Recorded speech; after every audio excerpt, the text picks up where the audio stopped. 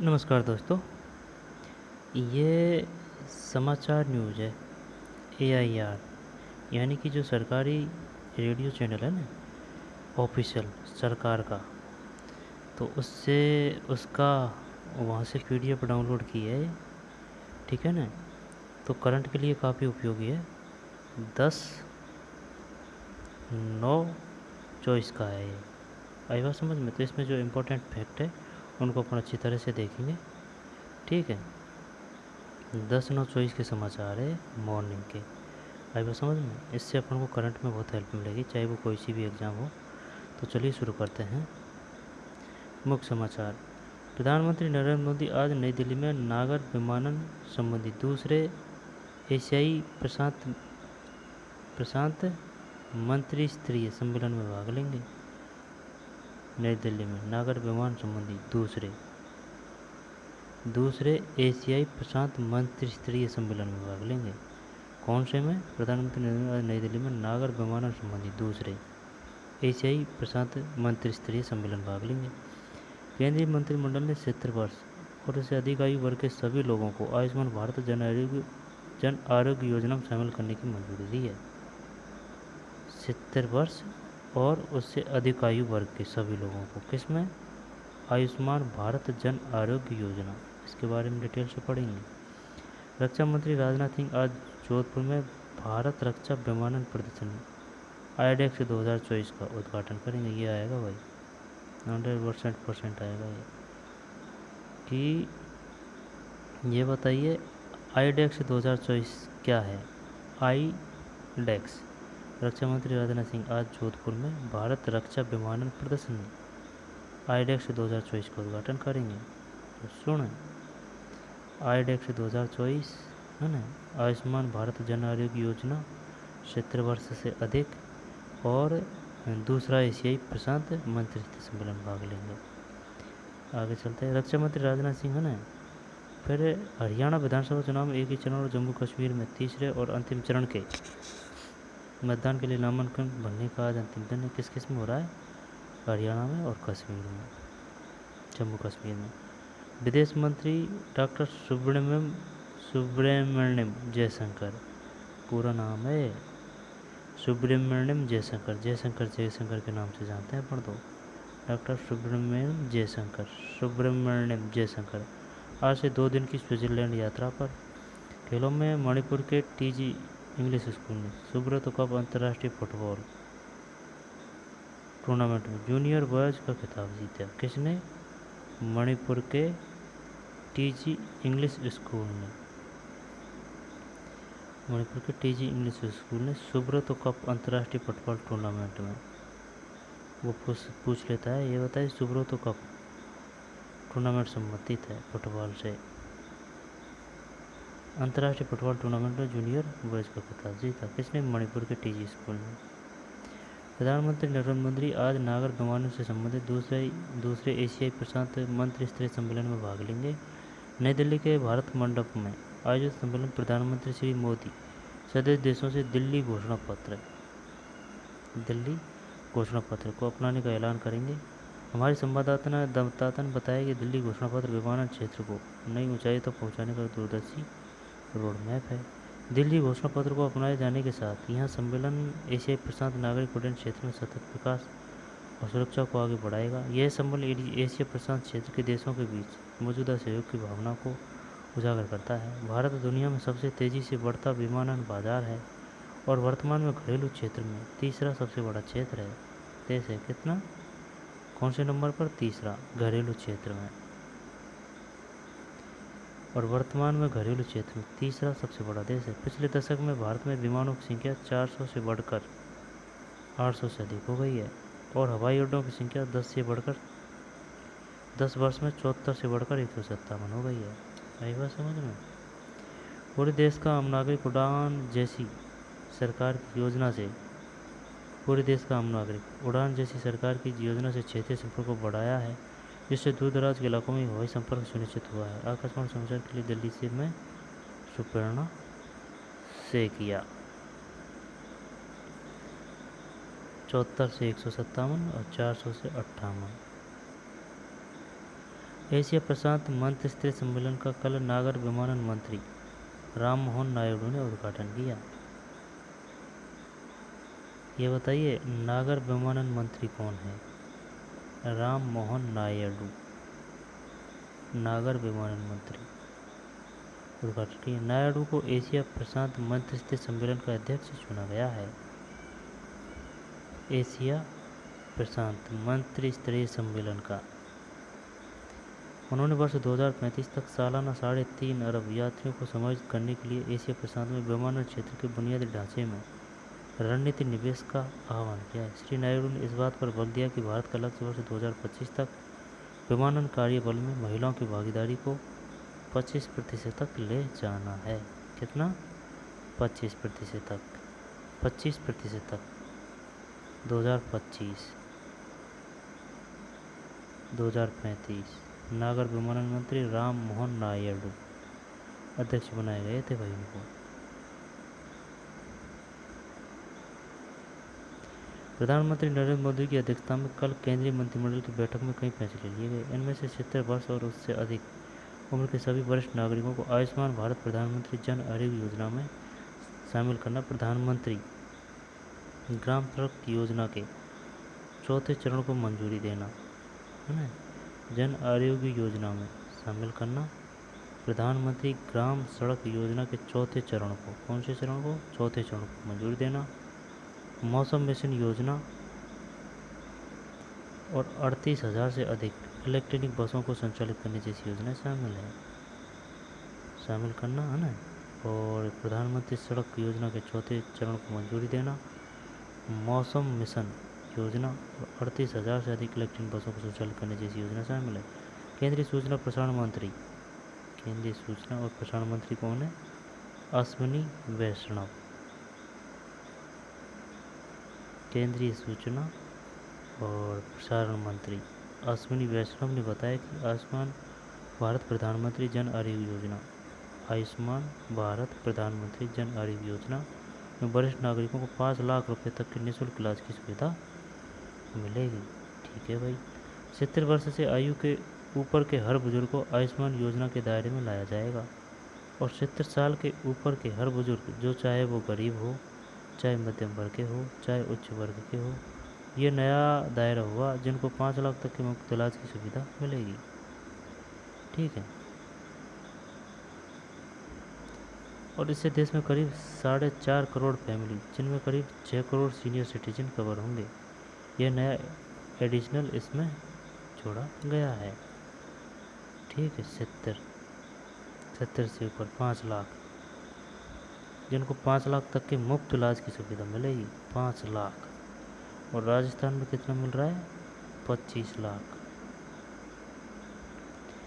केंद्रीय मंत्रिमंडल ने मौसम पूर्वानुमानों और जलवायु संबंधी जानकारी में अधिक सक्षमता हासिल करने के लिए मिशन मौसम योजना को मंजूरी दी है।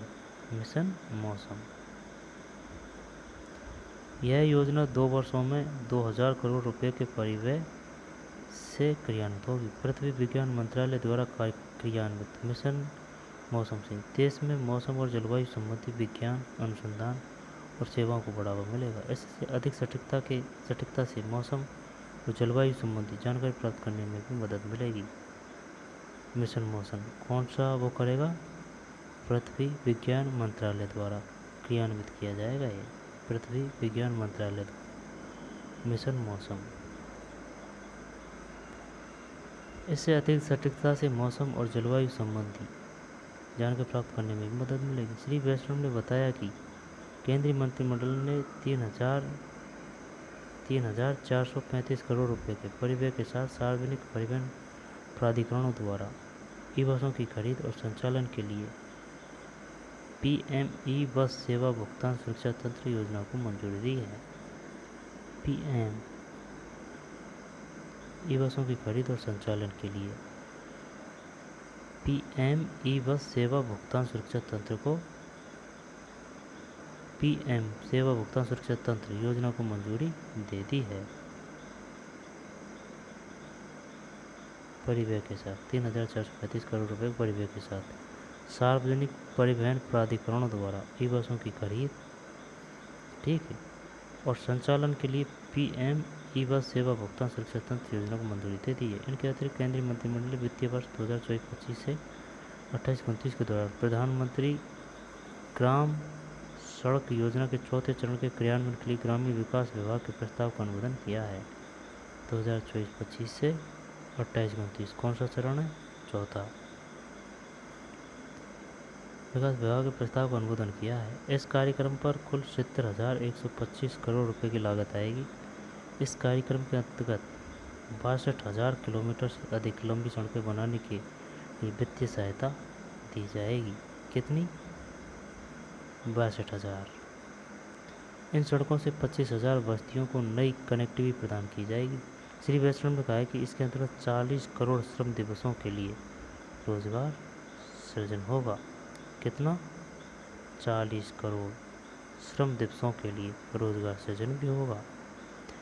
भारतीय वायुसेना जोधपुर में कई देशों के साथ मिलकर अपने सबसे बड़े युद्धाभ्यास। भारतीय वायुसेना जोधपुर में कई देशों के साथ मिलकर, ये आएगा क्वेश्चन पक्का, अपने सबसे बड़े युद्धाभ्यास तरंग शक्ति 24 कहाँ शुरू किया गया? यहाँ पर तरंग शक्ति 24 से संबंधित कथन क्षेत्र हैं। जोधपुर वायुसेना। तरंग शक्ति में कौन सी सेना सम्मिलित है? वायुसेना, स्थल सेना, थल सेना, वायुसेना। इस अवसर पर वायुसेना भारत रक्षा विमानन प्रदर्शनी आईडेक्स 2024 वायुसेना भारत रक्षा विमानन प्रदर्शनी आईडेक्स 2024 आईडेक्स का भी आयोजन कर रही है। रक्षा मंत्री राजनाथ सिंह आज इस कार्यक्रम का उद्घाटन करेंगे। 14 सितंबर तक आयोजित होने वाली प्रदर्शनी में विभिन्न उत्पादों और प्रौद्योगिकी के साथ रक्षा उद्योग की भागीदारी रहेगी। एक रिपोर्ट। तरंग शक्ति 24 और भारत रक्षा विमानन प्रदर्शनी आईडेक्स 2024 वायुसेना। ठीक है। जोधपुर का आसमान भारतीय वायुसेना के शौर्य और पराक्रम से गुज रहा है। वायुसेना के विमान दुनिया के सामने अपनी आसमानी ताकत का परिचय पेश कर रहे हैं। वायुसेना के शौर्य और साहस का परिचायक तरंग शक्ति 2024 भारत का पहला बहुराष्ट्रीय हवाई युद्धाभ्यास है। पहला बहुराष्ट्रीय हवाई युद्धाभ्यास है। ठीक है ना? तरंग शक्ति 24। इस युद्धाभ्यास का पहला चरण तमिलनाडु के सेलूर में आयोजित किया गया था। तमिलनाडु के सूलूर में आयोजित किया गया था। यह युद्धाभ्यास 14 सितंबर तक चलेगा। तरंग शक्ति युद्धाभ्यास अमेरिका द्वारा आयोजित रेड फ्लैग अभ्यास से प्रेरित है। किससे प्रेरित है? अमेरिका द्वारा आयोजित रेड फ्लैग अभ्यास से प्रेरित है। इसमें भारतीय लड़ाकू विमान तेजस को शामिल करना भारत के रक्षा बुनियादी ढांचे के आधुनिकीकरण में स्वदेशी निर्माण क्षमता की महत्वपूर्ण भूमिका को दर्शाता है। आई बात समझ में? 14 सितंबर चलेगा। और लड़ाकू विमान तेजस को शामिल करना किससे प्रेरित है? ये रेड फ्लैग अभ्यास से, अमेरिका के रक्षा बुनियादी ढांचे के आधुनिकीकरण में स्वदेशी निर्माण क्षमता की महत्वपूर्ण भूमिका को दर्शाता है। आईडेक्स का लक्ष्य तरंग शक्ति 2024 में भाग लेने वाली वैश्विक वायुसेनाओं के निर्णयकर्ताओं और अंतिम उपयोगकर्ताओं के समक्ष भारतीय विमानन उद्योग के स्वदेशी कौशल को प्रदर्शित करना है। निर्णयकर्ताओं और अंतिम उपयोगकर्ताओं के समक्ष भारतीय विमानन उद्योग के स्वदेशी कौशल को प्रदर्शित करना है। समाचार कक्ष से मुकेश कुमार बोल। जब ये रेड फ्लैग से प्रेरित है अमेरिका से, है ना? 14 सितंबर चलेगा। पहले ये हुआ था तमिलनाडु के सूलूर में, पहला चरण। यहाँ कौन सा है? दूसरा चरण है। आगे चलते हैं। हरियाणा में विधानसभा चुनावों के लिए नामांकन दाखिल करने का आज अंतिम दिन है। नामांकन पत्रों की जांच कल होगी और 16 सितंबर तक नाम वापस लिए जा सकते हैं। 90 सदस्यीय हरियाणा विधानसभा के लिए मतदान 5 अक्टूबर को होगा। कितने सदस्य हरियाणा विधानसभा में? 90 सीट है। मतदान 5 अक्टूबर को होगा। ठीक है भाई। मतगणना 8 अक्टूबर को की जाएगी। इस बीच भारतीय जनता पार्टी ने हरियाणा विधानसभा चुनाव के लिए 3 उम्मीदवारों की एक और सूची जारी की है। पार्टी ने रोहतास जागरण को सिरसा विधानसभा सीट से टिकट दिया है, जबकि कंवर सिंह यादव महेंद्रगढ़ से और सतीश पागना NIT फरीदाबाद से सीट से चुनाव लड़ेंगे। वहीं कांग्रेस ने भी हरियाणा विधानसभा चुनाव के लिए ये काम का नहीं है ना,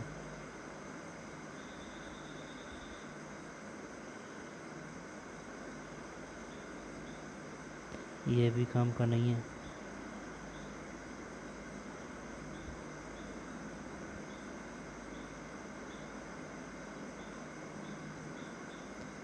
ये आ सकता है ना कि जम्मू कश्मीर में तीसरे और अंतिम चरण के लिए नामांकन दाखिल करने का आज अंतिम दिन है।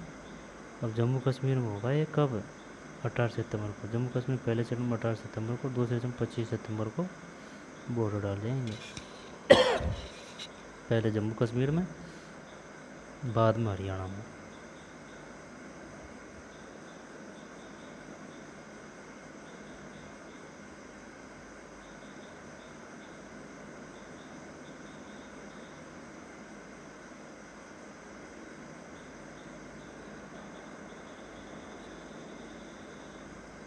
एक मिनट। आंध्र प्रदेश के मुख्यमंत्री N चंद्रबाबू नायडू ने कहा कि सरकार हाल ही की बाढ़ से प्रभावित प्रत्येक व्यक्ति के लिए न्याय सुनिश्चित करेगी।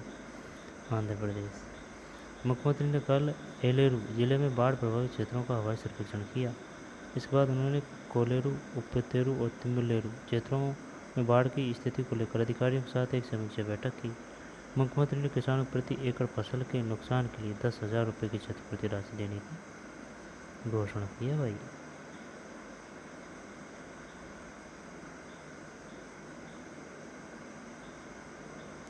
जर्मनी के चांसलर का नाम क्या है? Olaf Scholz. ओलाफ सोल्ज है भाई।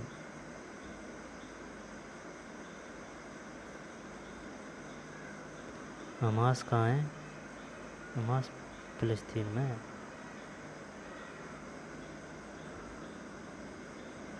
फिलिस्तीनी आतंकी गुट हमास ने युद्ध विराम समझौते के अमेरिका के प्रस्ताव फिलिस्तीनी आतंकी गुट हमास ने युद्ध विराम समझौते के अमेरिकी प्रस्ताव को बिना किसी नई शर्तों के लागू करने की इच्छा जताई है।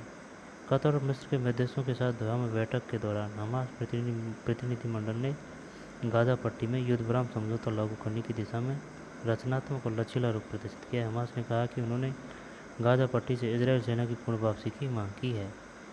गाजा पट्टी से इसलिए पहले इजरायल के रक्षा मंत्री योव गैलेट ने, इजरायल के रक्षा मंत्री का नाम क्या है? योव गैलेट ने सुझाव दिया था कि इजरायल 6 सप्ताह के लिए गलियारों से हट सकता है ताकि बंधकों को इजरायल की सुरक्षा से समझौते किए बिना मुक्त किया जा सके। योव गैलेट ने सुझाव दिया कि इजरायल 6 सप्ताह के लिए गलियारे से हट सकता है ताकि बंधकों को इजरायल की सुरक्षा से समझौते किए बिना मुक्त किया जा सके। दक्षिण कोरियाई सेना ने बताया कि उत्तर कोरिया ने आज सुबह पूर्वी सागर की ओर कम दूरी की कई बैलिस्टिक मिसाइलें दागी। 1 जुलाई के बाद उत्तर कोरिया की ओर से यह अपनी तरह की पहली कार्रवाई है। जापान के प्रधानमंत्री कार्यालय ने भी अपनी एक्स अकाउंट पर अलर्ट जारी किया था, जिसमें संदिग्ध बैलिस्टिक मिसाइल के प्रशिक्षण की बात कही गई।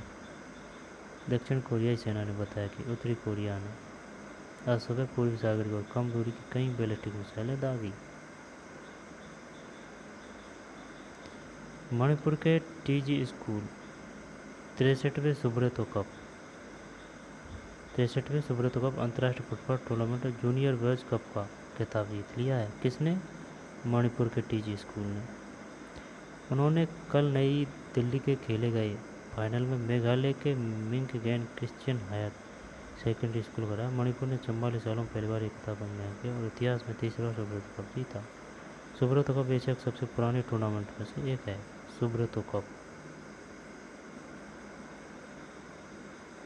63वें मणिपुर ने टीजी इंग्लिश स्कूल ने 63वें सुब्रतो कप अंतर्राष्ट्रीय फुटबॉल टूर्नामेंट में, सुब्रतो कप संबंधित है फुटबॉल से, ठीक है। टूर्नामेंट में से परंपरा से जुड़े इस टूर्नामेंट का लक्ष्य देश में जमीनी स्तर पर फुटबॉल को बढ़ावा देना है।